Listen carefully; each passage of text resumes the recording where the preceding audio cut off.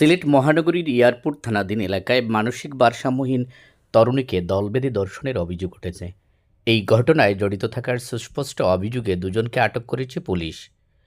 মঙ্গলবার বেলা 10:30টার দিকে এয়ারপোর্ট থানার ছড়াগাং রাবার বাগান এলাকায় এই ঘটনা ঘটে। আটক দুজন হলেন সাফরান থানার দলুইপাড়ার আনোয়ার হোসেনের ছেলে রাকিব মিয়া ও একই থানার উত্তর মোকামের গুলপীরের বাজারের হাশেম মিয়ার ছেলে আব্দুর রহিম। পুলিশ সূত্রে জানা যায়, এয়ারপোর্ট থানাধীন এলাকায় তরুণীকে দলবেঁধে ধর্ষণের খবর পেয়ে পুলিশ ঘটনাস্থলে গিয়ে ভুক্তভোগীকে উদ্ধার করে সিলেট এমএজি উসমানী হাসপাতালে চিকিৎসার জন্য পাঠায়। উসমানী হাসপাতালে ভর্তি ভুক্তভোগীর বাবা বলেন, সকালে আমার মেয়ের মোবাইল থেকে একটি ফোন কল আসে। ফোন কলে জানানো হয় একটি চা বাগান এলাকায় সে রক্তাক্ত অবস্থায় আছে। এ সময় তাকে উদ্ধার করার কথা জানানো হয়। পরবর্তীতে সিলেট এয়ারপোর্ট থানার পুলিশ আমাদের সঙ্গে যোগাযোগ করলে আমরা উসমানী হাসপাতালে মেয়ের কাছে আসি।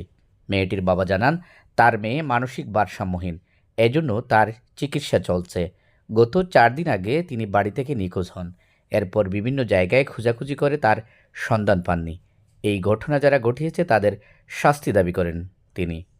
বিষয়টি নিশ্চিত করে সিলেট মেট্রোপলিটন পুলিশের উপকমিশনার সাইফুল ইসলাম জানান, ঘটনার পর ভুক্তভোগীকে Sylhet MAG Osmani medical college হাসপাতালের ওয়ান স্টপ ক্রাইসিস সেন্টারে ভর্তি করা হয়েছে। এই ঘটনায় ভুক্তভোগীর পরিবারের পক্ষ থেকে মৌখিক অভিযোগ পেয়ে তদন্তে নামে পুলিশ। রাত 10টার দিকে দুজনকে আটক করা হয়েছে। প্রাথমিক জিজ্ঞাসাবাদে তারা জড়িত থাকার কথা স্বীকার করেছে। পরবর্তী আইনানুগ ব্যবস্থা প্রক্রিয়াধীন রয়েছে।